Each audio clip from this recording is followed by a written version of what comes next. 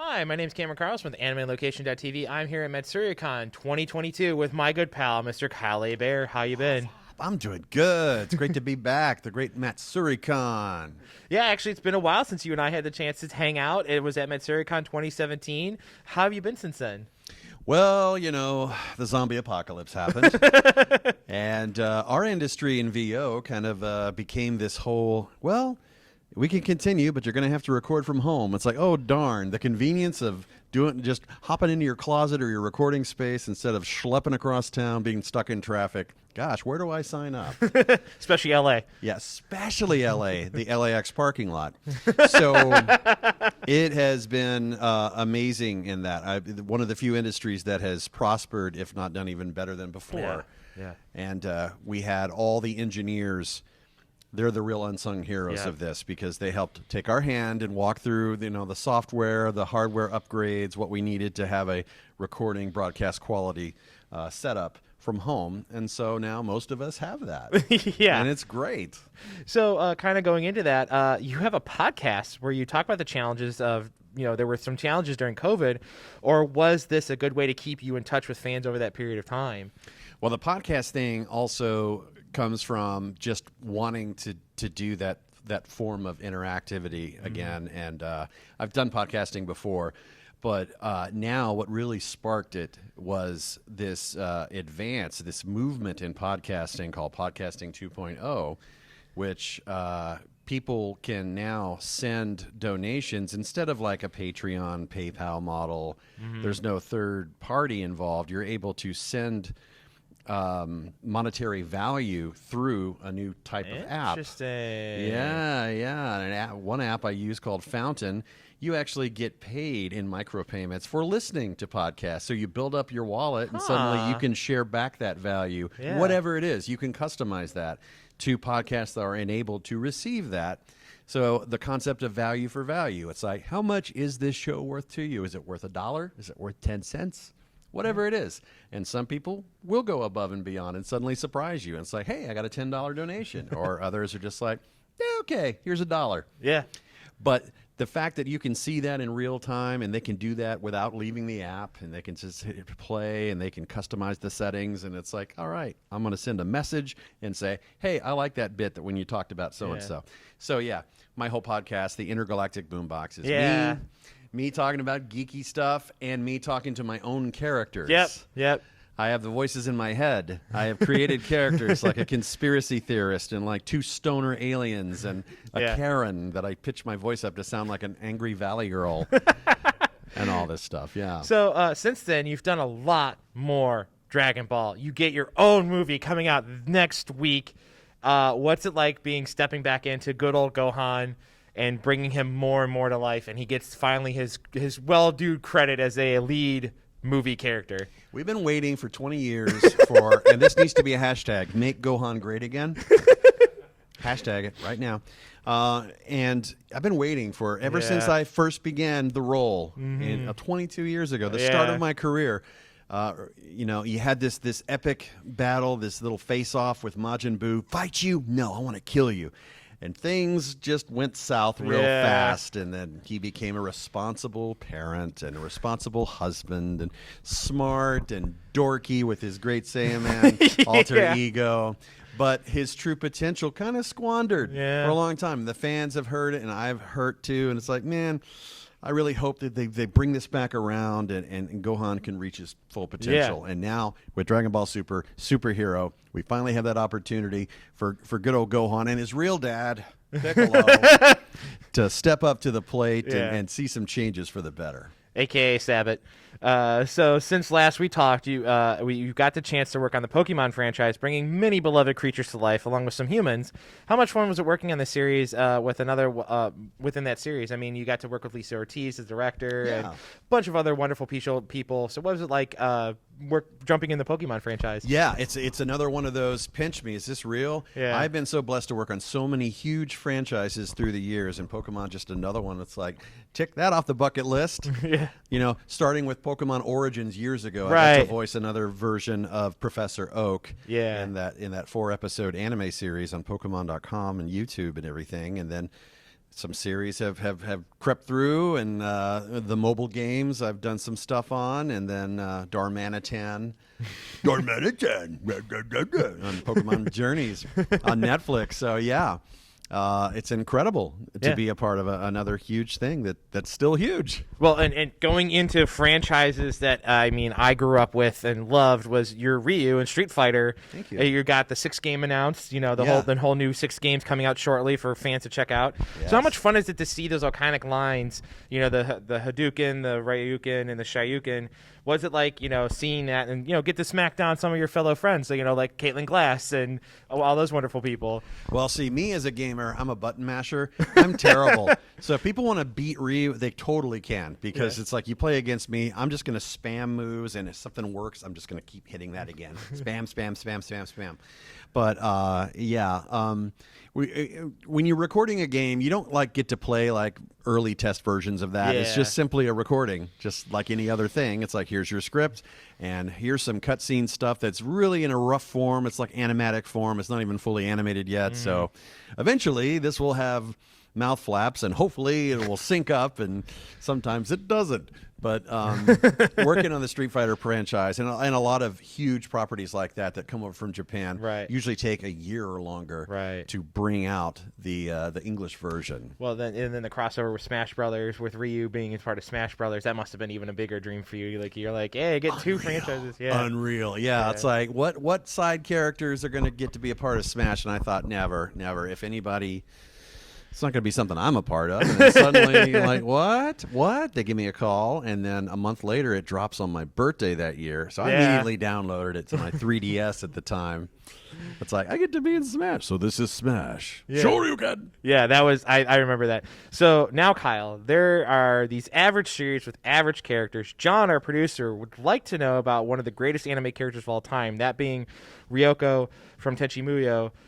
Tell us about that character that led to all of this.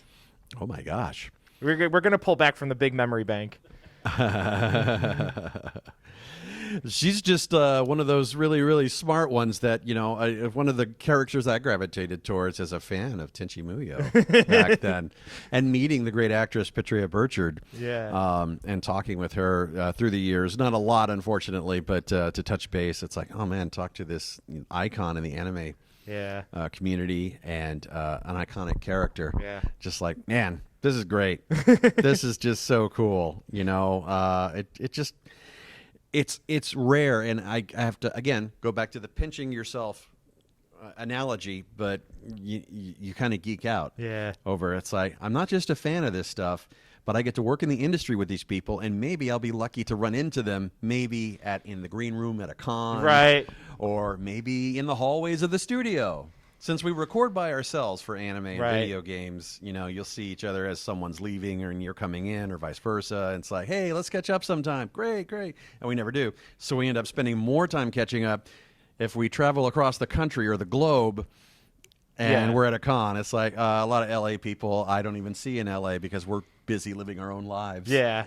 And same with the Texas crowd and all that. But yeah, getting to go to any con, Matsuri included, to touch base with people you haven't had an actual decent sit down and conversation with, pandemic or not. Yeah. It's just the nature of our business. Right. So now you have another great relationship with the folks over in Crunchyroll working on the My Hero Academia's Fat Gum, which is so much fun. I mean, he kind of, I've seen the character design. I'm like, Kyle. So how much fun has it been working on that show, knowing that there's another 6th season coming out this October? Yeah, I saw him in the trailer. What? Yeah. He's in the new OVA when all the heroes are playing baseball in their own unique way. That just dropped. So, yeah, I've been feeling that love from the fans, signing a lot of Funko Pops. Man, it's like, you made it when you have a Funko Pop. And the fans just show up in droves with them. And it's like, even though that's a limited figure, doesn't seem too limited because I've signed a lot of them. And then the skinny version I call Fit Gum, he's about to drop in September. Ooh. So it's like even more Fat Gum love. There's a lot to love there in the best possible way. He's so squishy and lovable. So now you've been part of the industry, as we've discussed, for a very, very long time, over 20 years. Here's the weird thing. What's it like to see Bleach and Yu Yu Hakusho make a comeback now, after so many years after their end, I loved Aizen. I loved him to death in Bleach, and I loved your performance of that smooth, calculated, but deadly role with Aizen. I mean, it was well casted with him. You did a fantastic job. Thank you. So, Thank you. Yu Yu Hakusho was one of your early Dallas works before you moved to the LA side. So, what was it like to see two of your most iconic franchises come back decades after you were like, I put those in the closet, they're done. Stick a fork in it, it's done. Yeah. But no, it's come back because now there's new generations of fans. Right. The ones that grew up on the initial run of Toonami, and then the whole run with Naruto and Bleach, all these iconic franchises, they're still huge, and they're coming back in a big way with newer gen fans that were too young to watch it then, but now they're into it because their parents or their siblings are like, hey, you got to watch this. Yeah. And suddenly we're finally going to get that final arc of Bleach, and it's like, welcome to my soul society. Yeah. It's like, oh, there he is. And you mentioned, Yu Yu Hakusho. I did the same voice years earlier on Yu Yu Hakusho as a small but really cool character in the Dark Tournament saga called Karasu. Okay. Who wore a mask years before it was cool and during the pandemic. He wore a face mask. All right. So speaking of the industry, it's been some, as we discussed, some major changes over the last 2 years. Yeah. How did you overcome it and still deliver your great work for fans? I mean, you talk about your podcasting, so I know you already had a really good setup, for podcasting, so you probably reused that setup to continue on. So how did you overcome any other difficulties? The only real difficulty is it's kind of up to fate. When you're in the freelance world and you're trying to make a living doing something that's not your usual 9 to 5 with guaranteed hours and guaranteed benefits and guarantee this, that, and the other. It's like, when's the next gig? When's the next thing coming? It can be pretty nerve-wracking. Yeah. So it's like if anyone said, what is something that you wish you could change about the voiceover industry? Consistency of work. Because it's like having this great resume over the past 22 years, it doesn't seem to really affect much. I wish it would. I wish seniority would have some, but no. I mean, all the people that have been doing it longer than me, they still audition for things. Yeah. They still get turned down. It's just par for the course. Yeah. But I take the obstacles in stride because this career has been so rewarding, soul satisfying, that when you can meet that balance of living a comfortable life and being able to pay the bills, doing something you love. That's better than trying to be rich or famous. I mean, honestly, when you get down to brass tacks, it's really where it is. Are you happy? Are you able to keep the roof over your head and pay the bills and just live a good life? And absolutely, and just do it something where it doesn't feel like work. It just feels like fun. Yeah. That's how I feel about it. So, and again, you are a wonderful fan, a wonderful friend, and you love all your fans, and you do the streamalies where you sign stuff on stream. Yeah. How's that been going for you guys, in terms of doing all that? Like, how's it been going? It's been a really good thing. Another nice perk to the downside of people, either being stuck in the house or whatnot, and cons being delayed or sometimes canceled, is the fact that people could still get the autograph and maybe the face-to-face time, at least in terms of Zoom or Skype, that sort of feel with things like Streamly, Color World, GalaxyCon, or Galaxy. There's all sorts of different services kind of doing that thing where we can do autograph streams. That concept went over people's heads initially, but then they got it. It's like, now we have the power to actually, you purchase something while you're watching my live stream. I see a little dashboard that says, oh, Johnny wants a print of Gohan. He wants me to sign this. I'm going to talk to Johnny while he just made his order and he's watching me stream it, and I'm going to talk to him, and then I'm going to sign it, and then I'm going to show him the picture with the signature, and I say, all right, Johnny, I'm going to drop this in the mail, bud. You're going to get it in the next week or two. Right. And it's like, okay, now suddenly people don't have to save up all year to go to a con and save up all that money for the hotel and the food and all that stuff. So in a way, kind of a cheaper investment. Yeah, it works out. It works out for everybody in the end. It does, because we're all trying to get by. We're all trying to get by. So, kind of wrapping things up, we're gonna wrap 2 questions into one. Any upcoming projects? Yeah. You can talk about. Ooh. Yeah, we know about the NDAs. And then how do we find you online? And then a message you want to give to everybody out there. So go ahead. All right. Projects. Stuff. when I can talk about it, when it drops, you will see me talk about it on avenues such as my Twitter and Instagram, which would be at Kyle Hebert, KYLEHEBERT. I'm on TikTok too, Kyle Hebert VO. I'm usually plugging my podcast, The Intergalactic Boombox. I'm always trying to get people to listen, and now the listenership's going up, and I'm receiving that value for value in the Podcasting 2.0 apps. But yeah, you can listen to that on Spotify, iTunes, wherever you listen to podcasts. It's available everywhere, totally free. It's up to you. It's like if you're interested in donating and doing the whole value for value thing, it's real easy. Just listen to the podcast. I'll have some more details there. Boomboxpod.com. The nice online archive of all my episodes. Been doing it for over a year now.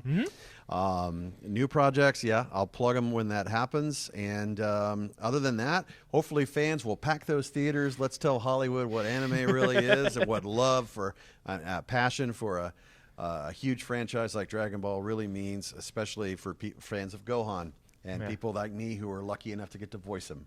Any other message you want to get out to the fans that have been keeping up with you for over 22 years? Oh, my gosh. Now you're getting old like me. You're having kids, and your kids are having kids, and it's like, just do them right, all right? Do the good parenting thing and show them what pop culture really is. Show them the great art that is anime, manga, video games, culture, Comic-Con life, all of this stuff, fandoms, just embrace it. I mean, yeah, the toxicity's out there, but we can minimize that because, you know, the positivity outweighs the negativity, but in droves. So don't let that get to you. This online and in person community is so supportive, and I am so blessed to be a part of it as a fan and as someone in the industry. So thank you, all the people around the world, for your support. Kyle, I love talking to you, my friend. It's so good to catch up with you. I love you. Thanks so much. Absolutely. Much love.